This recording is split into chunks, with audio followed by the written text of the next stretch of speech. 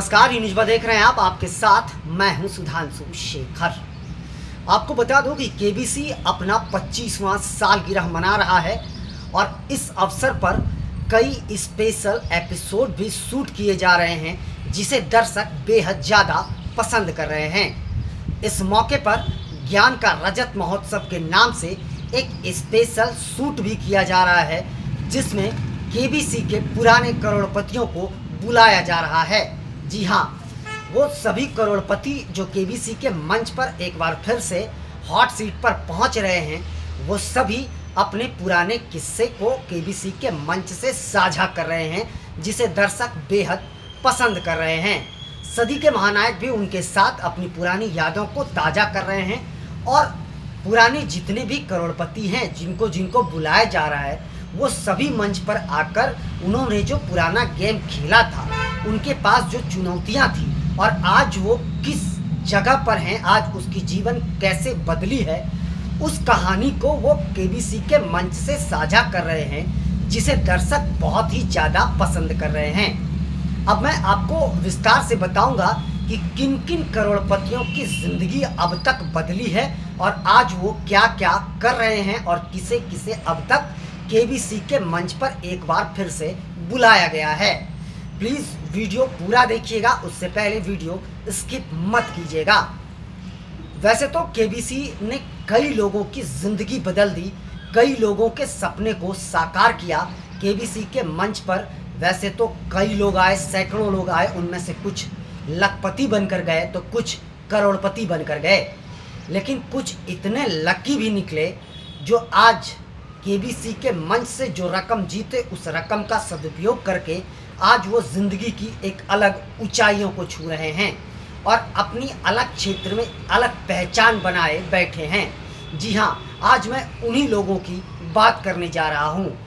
जी हाँ, आपको बता दूँ कि कौन बनेगा करोड़पति की शुरुआत 2000 साल में हुई थी। तब से लेकर आज तक कई करोड़पति बने और कई लखपति बने, लेकिन उनमें से कुछ खास करोड़पति हैं जिसे केबीसी के मंच पर बुलाया जा रहा है। जी हाँ, मैं आपको बता दूं कि केबीसी में सबसे पहले करोड़पति हर्षवर्धन नवाथे को बुलाया गया, उसके बाद बबीता ताड़े को बुलाया गया और अब उसके बाद हिमानी बुंदेला को बुलाया गया। जी हाँ, तीनों केबीसी के मंच पर आए और उन्होंने अपनी पुरानी कहानियों को याद किया। साथ ही तीनों ने बताया कि आज वो क्या कर रहे हैं और केबीसी ने उनकी ज़िंदगी कैसे बदल दी। यह मैं अब आपको विस्तार से बताने जा रहा हूँ। जी हाँ, मैं आपको बताते जाऊँ कि हर्षवर्धन नवाथे जो हैं, उन्होंने केबीसी में पहला करोड़पति जो है वो बने थे और उस करोड़ रुपया से उन्होंने लंदन में जाकर के MBA की पढ़ाई करी और उसके बाद वहाँ से आकर आज वो महिंद्रा ग्रुप में एक बहुत बड़े अधिकारी के रूप में कार्यरत हैं। उनके 2 बच्चे भी हैं और उनकी पत्नी जो है वह टीवी शो करती हैं। तो हर्षवर्धन की ज़िंदगी जो है वह केबीसी ने बदल कर रख दी। जैसा मैंने पहले बताया था कि हर्षवर्धन ने बताया था कि केबीसी ने हमारी ज़िंदगी बदल कर रख दी। साथ ही उन्होंने यह भी कहा था कि आज भी केबीसी के वजह से लोग हमें जानते हैं, लोग हमारी चर्चा करते हैं। इसके साथ साथ उन्होंने बताया कि हमारी आज अलग ही पहचान है। इसके साथ साथ उन्होंने यह भी कहा, उन्होंने युवाओं से यह अपील करी थी कि आप लोग पढ़ने पर अधिक ध्यान दें, क्योंकि उन्होंने आजकल के युवाओं के पढ़ाई पर ध्यान ना देने को लेकर चिंता जाहिर करी थी। उन्होंने युवाओं से अपील करी थी कि आप पढ़ें लिखें, तभी आप केबीसी के मंच पर आ सकते हैं और आप अपना एक अलग पहचान बना सकते हैं और ज़िंदगी में कुछ बेहतर कर सकते हैं। उन्होंने केबीसी के मंच से युवाओं से यह अपील करी थी। उसके बाद मैं बताऊं कि बबीता ताड़े की कहानी एक अलग है, बेहद ही दर्दनाक कहानी है उनकी। बबीता ताड़े की अगर कहानी सुने आप, तो बबीता ताड़े एक स्कूल में खिचड़ी बनाने की काम करती थी। जी हाँ, आप समझ लीजिए, वो खिचड़ी बनाने की काम करती थी, जबकि वो केबीसी के मंच पर आकर करोड़पति बनी थी। तो समझ लीजिए उनमें कितनी ज़्यादा प्रतिभा होगी, उसके बावजूद भी वो खिचड़ी बनाती थी। लेकिन उस दौर में भी वो काम करने के साथ साथ केबीसी में आने के लिए दिन रात कड़ी मेहनत करती थी और उनका सपना भी साकार हुआ। वह केबीसी के मंच पर आई और केबीसी में आकर उन्होंने 1 करोड़ रुपया जीता। और आज मैं बताऊं कि बबीता आज जिस स्कूल में खिचड़ी बनाती थी उसी स्कूल में आज एक शिक्षक हैं। ये कितनी बड़ी उपलब्धि है उनके लिए और कितनी बड़ी गर्व की बात है।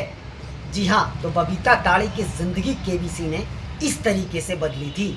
वहीं मैं आपको बताऊं कि हिमानी बुंदेला की अगर बात करें तो हिमानी बुंदेला की कहानी भी बेहद दर्दनाक और एक अलग तरीके की मार्मिक है। हिमानी की प्रतिभा को हर कोई सलाम करता है, उनके जज्बे को हर कोई सलाम करता है और करे भी क्यों नहीं, क्योंकि हिमानी की कहानी ही कुछ ऐसी है।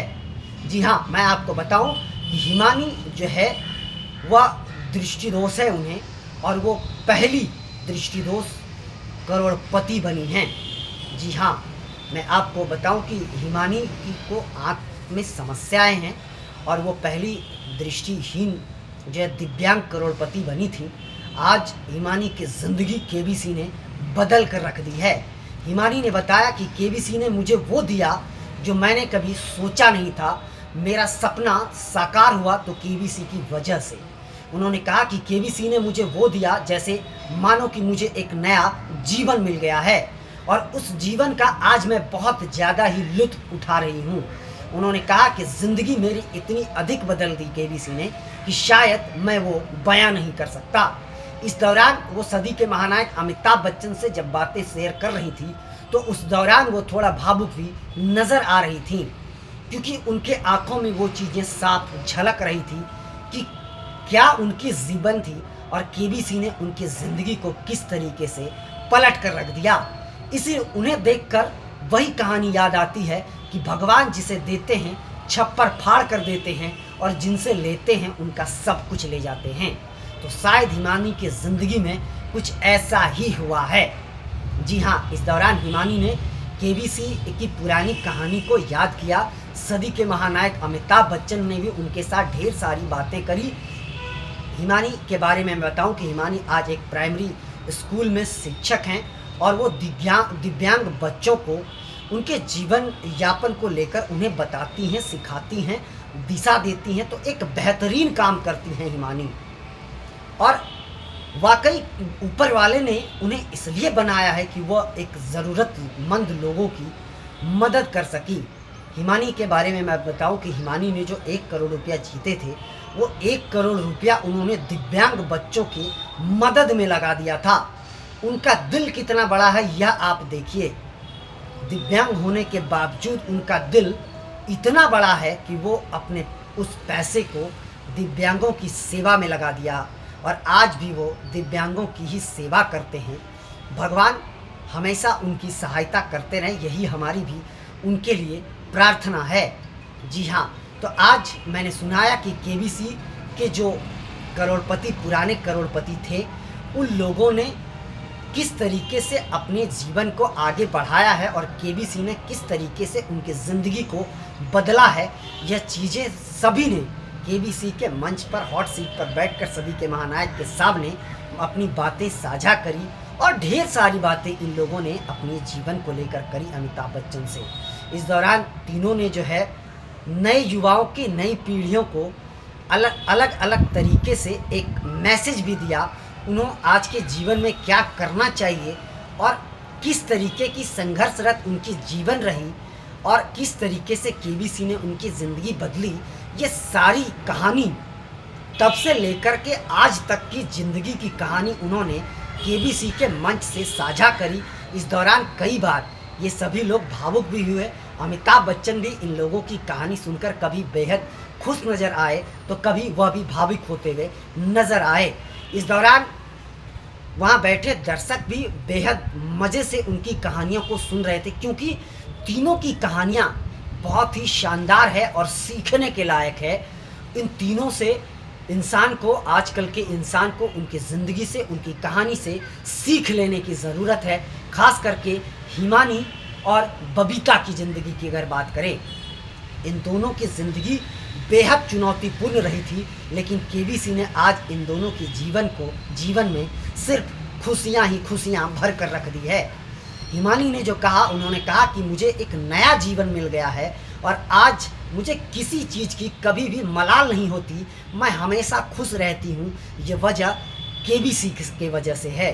और उन्होंने केबीसी को ढेर सारा धन्यवाद भी दिया। सदी के महानायक अमिताभ बच्चन को भी उन्होंने धन्यवाद दिया। उन्होंने कहा, मैंने ये कभी नहीं सोचा था कि मुझे भी केबीसी में जाने का मौका मिलेगा और मैं 1 करोड़ रुपया जीत जाऊंगी। यह मेरे सपने से परे था, लेकिन केबीसी ने मेरे सपनों को उड़ान दिया है। ये केबीसी को मैं कभी भूल नहीं सकती। केबीसी हमारे लिए एक भगवान की तरह है। मैं हमेशा इस शो को देखते रही हूँ। यह शो हमारा जीवन है। जी हाँ, तो मैंने आपको बताया कि केबीसी में के जितने भी पुराने करोड़पति हैं, उन्होंने किस तरीके से अपने किस्से को केबीसी के मंच पर आकर साझा किया। दर्शकों ने भी इन सभी के किस्सों को सुनकर बहुत ज़्यादा मज़ा लिया। इनकी कहानियों से सीख लेने की भी ज़रूरत है। वैसे मैं आपको बताऊं कि केबीसी के मंच पे अभी कई सारे पुराने करोड़पति आएंगे और अपनी कहानियों को सुनाएंगे। आप लोग उनकी कहानियों को सुनिए और ज़रूर उनसे कुछ सीखिए, क्योंकि अभी ज्ञान का रजत महोत्सव का दौर ख़त्म नहीं हुआ है। यह महोत्सव अभी और चलेगा और अलग अलग करोड़पति मंच पर आएंगे और अपनी कहानियाँ आप सभी से शेयर करेंगे। फिलहाल के लिए बस इतना ही, मुझे दीजिए इजाज़त। हम अन्य खबरों के साथ भी आपके साथ रूबरू होते रहेंगे। हमारे चैनल को लाइक, शेयर और सब्सक्राइब करना ना भूलें और आप लोग भी अपना बहुत ज़्यादा ख्याल रखें। तब तक के लिए मुझे दीजिए इजाज़त। आप सभी का शुक्रिया।